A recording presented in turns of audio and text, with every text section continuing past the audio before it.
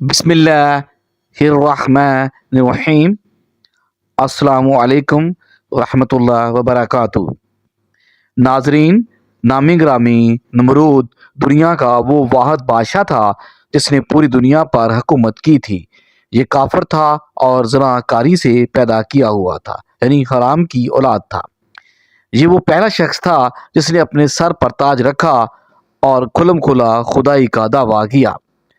نمرود کے دور میں حضرت ابراہیم علیہ السلام مبعوث رسالت ہوئے اور حضرت ابراہیم علیہ السلام نے ہی نمرود کے بتوں کو توڑا، جس کی وجہ سے نمرود نے حضرت ابراہیم علیہ السلام کو آگ میں پھینک دیا، اور جب آگ حکم خدا سے حضرت ابراہیم علیہ السلام کے لیے گلزار بن گئی تو اس وقت چند گنے چنے لوگوں میں سے نمرود کی بیٹی بھی آپ پر ایمان لے آئی۔ جب نمرود کو اس کی خبر ملی تو اس نے اپنی بیٹی کے ساتھ کیا سلوک کیا، اور نمرود کی آگ میں حضرت ابراہیم علیہ السلام کے ساتھ کون سے واقعات پیش آئے، یہ آگ کتنے عرصے میں تیار کی گئی، اللہ تبارک تعالیٰ نے چھپکلی کو مارنے کا حکم کیوں دیا اور مینڈک کو مارنے سے منع کیوں فرمایا، یہ سب باتیں جاننے کے لیے آج کی ویڈیو کو آخر تک ضرور دیکھیے گا۔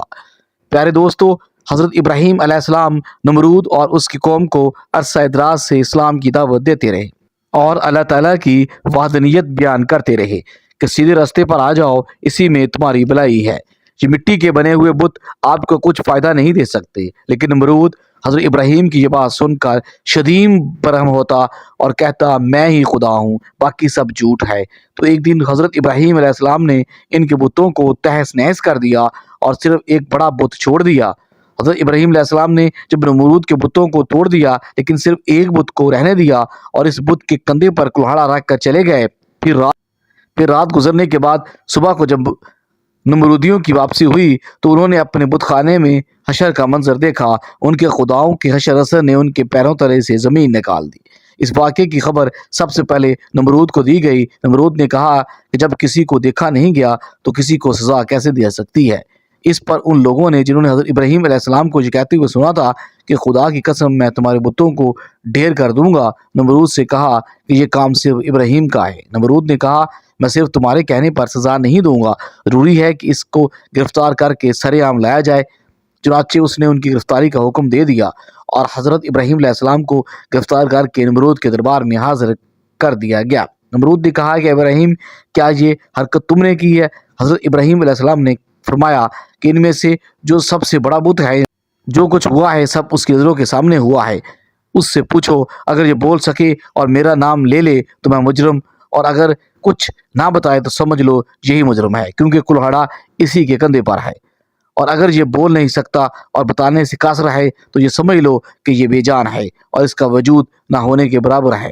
حضرت ابراہیم علیہ السلام کے اس جواب سے لوگوں پر نہایت اچھا اثر پڑا۔ ان میں سے اکثر حضرت ابراہیم علیہ السلام کے ہم خیال ہو گئے اور آپس میں کہنے لگے کہ واقعی اگر ان بتوں میں کوئی طاقت ہوئی تو یہ سب سے پہلے اپنے آپ کو بچاتے۔ ان میں سے جو سب سے بڑا جو بت ہے وہ تو موجود ہے، اگر اس میں کوئی طاقت ہوتی تو یہ اپنے دیگر ساتھیوں کو ضرور بچا لیتا۔ یہ باتیں سن کر مشرکین بہت شرمندہ ہوئے، تو اسی حالت میں حضرت ابراہیم علیہ السلام کے پاس آ کر کہنے لگے کہ جب تم جانتے ہو کہ یہ بول نہیں سکتے تو پھر ان کے متعلق بولنے اور نہ بولنے کا سوال ہی کیوں پیدا کیا؟ تمہارا یہ سوال بالکل فضول ہے۔ جس پر حضرت ابراہیم علیہ السلام نے یہ جواب دیا گیا، تم ان کی پرستش کرتے ہو جو تم کو نفع پہنچا سکتے ہیں اور نہ نقصان۔ افسوس ہے تم پر کہ تم خدا کو چھوڑ کر ان مورتیوں کی پوجا کرتے ہو۔ حضرت ابراہیم علیہ السلام کی گفتگو سن کر سب شرمندہ ہو گئے اور بہت سے لوگوں نے حضرت ابراہیم علیہ السلام کی بات مان لی اور مسلمان ہو گئے۔ حضرت ابراہیم علیہ السلام برابر تبلیغ کر رہے تھے اور مسلمانوں کی تعداد مسلسل بڑھ رہی تھی۔ نمرود کو جب اس کی تبلیغ کا زور اور شور معلوم ہوا تو اس نے یہ خیال کرتے ہوئے کہ ان کی تبلیغ سے نہ صرف نظام سلطنت دھرم بھرم ہو گیا ہے بلکہ اس کی خدائی بھی خطرے میں پڑ گئی ہے، اس نے حضرت ابراہیم علیہ السلام کی گرفتاری کا فیصلہ کیا اور انہیں گرفتار کروا لیا۔ اور جب حضرت ابراہیم علیہ السلام قید خانے میں بند کر دیے گئے تو عجائب القصص میں علامہ عبد الواحد بن محمد المفتی صفحہ نمبر 87 میں لکھتے ہیں کہ نمرود نے ان کو گرفتار کر ایک لوہے والے تندور میں بند کروا دیا اور اس نے بھرپور آگ جلوا دی۔ کافی دیر کے بعد جب انہیں برآمد کیا تو ویسے ہی تھے، اور ویسے ہی جب انہیں برآمد کیا تو ویسے ہی باہر نکل آئے۔ جب ان کو اس آگ سے کوئی نقصان نہیں پہنچا، نمرود نے حکم دیا کہ ان کو قید خانے میں بند کر دیا جائے اور ان کو ختم کرنے کا کوئی اور حل تلاش کیا جائے۔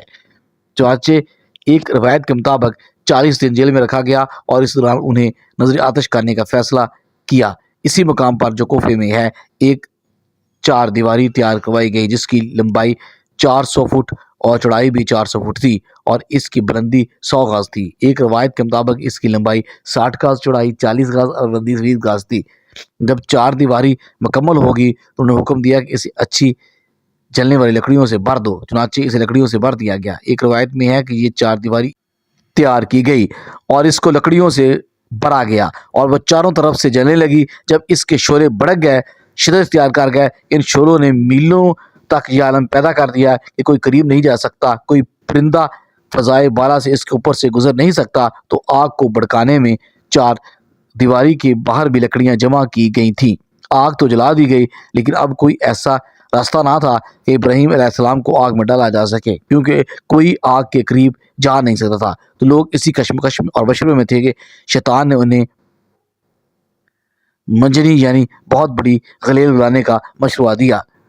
جب منجنی تیار ہو گئی تو انہوں نے اس میں سب سے پہلے ایک بڑا پتھر رکھ کر تجربہ کیا۔ جب تجربے نے بتا دیا کہ منجنی ٹھیک بن گئی ہے اور ٹھیک کام کر رہی ہے تو حضرت ابراہیم علیہ السلام کے ہاتھ پاؤں باندھے گئے اور گلیل میں لوہے کا توق ڈالا گیا، پھر منجنی میں بٹھا کر انہیں پھینک دیا گیا۔ ایک روایت میں ہے کہ جب ہاتھ پاؤں باندھنے جانے لگے تو حضرت ابراہیم علیہ السلام نے بارگاہ خداوندی میں ہاتھ اٹھا کر یہ کہا، لا الہ الا انت سبحانک رب العالمین لک الحمد۔ ایک روایت میں ہے کہ اسی دوران میں آسمان کے معزز فرشتے بارگاہ خدائی میں حاضر ہو کر عرض کرنے لگے، اے پروردگار، روئے زمین پر ایک ابراہیم ہے جو تیری وحدانیت کی تبلیغ کر رہا ہے، اب انہیں بھی نظر آتش کیا جا رہا ہے۔ اے ہمارے مالک، آپ ان کو بچانے کے لیے ہم کو حکم دے دیں۔ حکم ہوا کہ جاؤ، اگر ابراہیم تمہاری مدد قبول کر لے بے شک تم ان کے لیے مدد کرو۔ وہ فرشتے زمین پر نازل ہوئے اور حضرت ابراہیم علیہ السلام کی خدمت میں مدد کرنے کی خواہش ظاہر کی۔ حضرت ابراہیم علیہ السلام نے امداد قبول کرنے سے انکار کر دیا۔ پھر وہ فرشتے آئے جو ہوا اور پانی میں متعین ہیں۔ ہوا کے فرشتوں نے کہا، آپ کہیں تو ہم آندھی کے ذریعے سے اس آگ کو منتشر کر دیں۔ آپ نے فرمایا، میں موقع امتحان میں ہوں، مجھے تمہاری امداد کی ضرورت نہیں ہے۔ پھر پانی والا فرشتہ اور اس نے بھی کہا کہ اگر آپ کہیں تو پانی برسا کر آگ کو بجھا دوں۔ ارشاد ہوا، ضرورت نہیں ہے۔ الغرض جب ابراہیم علیہ السلام کو منجنی میں رکھ کر پھینکا گیا، وہ ہوا میں الٹتے پلٹتے جا رہے تھے۔ حضرت ابراہیم علیہ السلام نے بڑھ کر استقبال کیا اور ان سے ملاقات کر کے کہا کہ ابراہیم کوئی حاجت ہے تو بتاؤ۔ آپ نے فرمایا، بے شک ہے لیکن تم سے نہیں۔ پھر حضرت جبرائیل علیہ السلام نے کہا کہ اچھا، مالک ہی کی طرف رجوع کرو۔ کہا، سوال کی ضرورت نہیں، ہمارے حال کا اسے علم ہونا ہی کافی ہے۔ مختصر یہ کہ حضرت ابراہیم علیہ السلام بھڑکتی ہوئے شعلوں میں پہنچے، پھر نیچے کی طرف جا کر آگ کے درمیان میں ورد ہوئے۔ فرمان الہی آگ کو پہنچ چکا تھا کہ اے آگ، سلامتی کے ساتھ ابراہیم کے لیے ٹھنڈی ہو جا۔ آگ گلزار بنی، پھولوں کی کثرت ہوئی۔ ایک روایت میں ہے کہ فرشتوں نے حضرت ابراہیم علیہ السلام کو زمین پر بٹھا دیا اور ان کے بیٹھتے ہی ان کے قریب چشمے جاری ہو گئے، گلاب کے پھول کھل گئے۔ حضرت ابراہیم علیہ السلام جو ہی وسط میں پہنچے تو حضرت جبرائیل علیہ السلام نے فوراً پھولوں کا ایک تخت بچھا دیا اور حضرت ابراہیم علیہ السلام کو اس پر بٹھا دیا۔ ان کے تخت پر بیٹھتے ہی چشمے جاری ہو گئے اور ارد گرد پھولوں کے درخت نمایاں ہو گئے۔ ایک روایت میں ہے کہ جلی ہوئی لکڑیوں کے باقی حصے جو جلنے سے رہ گئے تھے اسے حضرت ابراہیم علیہ السلام نے زمین میں نصب کر دیا اور اس سے ہرے بھرے درخت پیدا ہوئے جن میں تازہ پھل لگے۔ آگ میں ڈالے گئے تو چھپکلی دور بیٹھی ہوئی آگ کو پھونک رہی تھی، اس لیے خدا نے انہیں مارنے کا حکم دیا، اور مینڈک دور ہی سے منہ میں پانی لے کر نمرود کی آگ کی طرف پھینک رہا تھا تاکہ وہ بجھ جائے، اور حضرت ابراہیم علیہ السلام بچ گئے، اسی لیے خدا نے اس کو مارنے سے منع فرمایا ہے۔ الغرض حضرت ابراہیم علیہ السلام حکم خدا سے آگ کے گلزار میں بیٹھے ہوئے خدا کو یاد کر رہے تھے۔ ایک روایت کی بنا پر 3 دن اور ایک روایت کی بنا پر 7 دن اسی آگ کے گلزار میں رہے۔ اسی دوران میں نمرود نے اپنے مینار سے حضرت ابراہیم علیہ السلام کو دیکھا تو حیران و پریشان رہ گئے کہ حضرت ابراہیم علیہ السلام جنت نما گلزار میں پرسکون بیٹھا ہوا ہے اور اللہ کی تسبیح پڑھ رہا ہے، کیونکہ اس کے ذہن میں تھا کہ وہ آگ میں اب تک راکھ بن گئے ہوں گے۔ جب اس نے اسی حال میں دیکھا تو حیران ہو گیا، کیونکہ اسے یہ خیال پیدا ہوا کہ جب کہ نہیں جلا سکی، اور اب یہ آپ صحیح سلامت برآمد ہوں گے تو لازماً میرے لیے اور نقصان دہ ثابت ہوں گے۔ یہی سب کچھ سوچ کر اس نے اپنے کارکنوں کو حکم دیا کہ منجنی کے ذریعے سے حضرت ابراہیم علیہ السلام پر پتھر پھینکے جائیں۔ چنانچہ بہت بڑے بڑے پتھر اس میں رکھ کر پھینکے گئے۔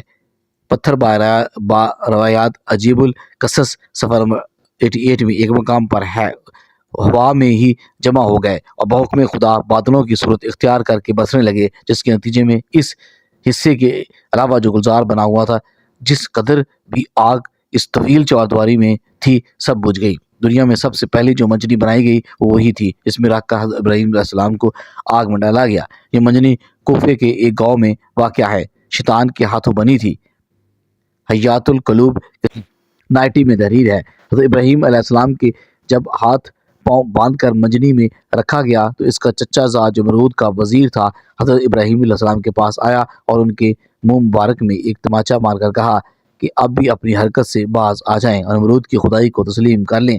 حضرت ابراہیم علیہ السلام نے فرمایا کہ جو خدا ہے خدائی اسی کی تسلیم کی جائے گی اور اسی کی تسلیم شدہ ہے، یہ نہ خدا ہے نہ اس کی خدائی مانی جا سکتی ہے۔ ایک حدیث میں ہے کہ جب حضرت ابراہیم علیہ السلام کے لیے آگ ٹھنڈی ہوئی تو اس کا اثر 3 دن تک دنیا کے تمام آگ پر رہا اور اس میں ٹھنڈک آ گئی۔ مورخین کا بیان تھا کہ آتش نمرود کے گلزار بننے کے واقعات اور اس وقت کے دیگر حالات دیکھ کر حضرت لوط علیہ السلام اور جناب سارہ نے ایمان ظاہر کیا اور نمرود کی بیٹی رازہ بھی ایمان لے آئی۔ حضرت لوط علیہ السلام حضرت ابراہیم علیہ السلام کے چچا زاد بھائی تھے اور جناب سارہ چچا زاد بہن تھی۔ بہت ہوشیار لڑکی تھی۔ اس نے جب ابراہیم علیہ السلام کی آگ میں ڈالے جانے کو دیکھا تو بڑے اسرار سے اپنے والد کو راضی کر لیا کہ اسے اس مینار پر جانے کی اجازت دی جائے جس پر سب لوگ بیٹھ کر حضرت ابراہیم علیہ السلام کو دیکھ رہے ہیں۔ چنانچہ نمرود نے اجازت دے دی اور اس مینار پر جا پہنچی، جہاں پہنچ کر اس نے حالات دیکھے اور اسے یہ دیکھ کر بہت تعجب ہوا کہ آگ گلزار بن گئی اور پھولوں کا تخت ان کے لیے لایا گیا ہے۔ اس نے بے سخت آواز دی کہ ابراہیم، میں یہ کیا دیکھ رہی ہوں؟ ابراہیم، یہ حالات کیوں کر پیدا ہوئے؟ خدا نے اس کی آواز حضرت ابراہیم علیہ السلام تک پہنچا دی۔ حضرت ابراہیم صلی اللہ علیہ وسلم نے جواب دیا، جس کے دل میں اللہ کی معرفت ہو اسے آگ نہیں جلا سکتی۔ اس نے کہا کہ کیا مجھے اجازت ہے کہ میں آگ میں آپ تک آ جاؤں؟ تو حضرت ابراہیم علیہ السلام نے فرمایا، ہاں تو آ سکتی ہے، لیکن ایک شرط پہ کہ اگر تو کلمہ پڑھ لے۔ تو اس نے کلمہ پڑھا اور چپکے سے اتر کر حضرت ابراہیم علیہ السلام کے پاس جا پہنچی۔ جب آپ کے قریب پہنچی تو اسے آگ کے کسی حصے نے نقصان نہیں پہنچایا اور وہ حضرت ابراہیم علیہ السلام تک چلی گئی۔ وہاں پہنچ کر اس نے اپنے ایمان کی تجدید کی اور واپس اپنے گھر باپ کے پاس چلی گئی۔ نمرود کو جب اپنی بیٹی کے ایمان لانے کا واقعہ معلوم ہوا تو وہ آگ بے گولہ ہو گیا اور اپنی بیٹی سے کہنے لگا کہ توبہ کر، لیکن اس نے توبہ کرنے سے انکار کر دیا۔ پھر اس نے ڈرایا مگر اس نے پرواہ نہیں کی۔ نمرود جب اسے یعنی اپنی بیٹی کو سمجھانے سے عاجز ہو گیا تو اس نے اپنی ہی بیٹی کو جلادوں کے حوالے کر دیا۔ جلادوں نے اسے دھوپ میں لٹا کر اس کے ہاتھ اور پاؤں میں میخیں ٹھوکیں۔ ادھر جلادوں نے اسے سزا دی، ادھر سے اللہ تعالیٰ نے حضرت جبرائیل علیہ السلام کو حکم دیا کہ میری کنیز کو وہاں سے تندرست کر کے حضرت ابراہیم علیہ السلام تک پہنچا دو۔ یہ واقعہ حضرت ابراہیم علیہ السلام کی آگ سے نکلنے کے بعد کا ہے۔ حضرت جبرائیل علیہ السلام نے نمرود کی بیٹی رازہ کو حضرت ابراہیم علیہ السلام کی خدمت میں بچا دیا، چنانچہ انہی کے پاس رہی۔ بالآخر حضرت ابراہیم علیہ السلام نے رازہ کی شادی اپنے ایک فرزند میدین کے ساتھ کر دی جو کہ حضرت ابراہیم علیہ السلام کی بیوی کتورہ سے تھا۔ پھر اللہ تعالیٰ نے انہیں یہ عزت دی کہ ان کے سلسلہ نسب سے بہت سے انبیاء کو پیدا کیا۔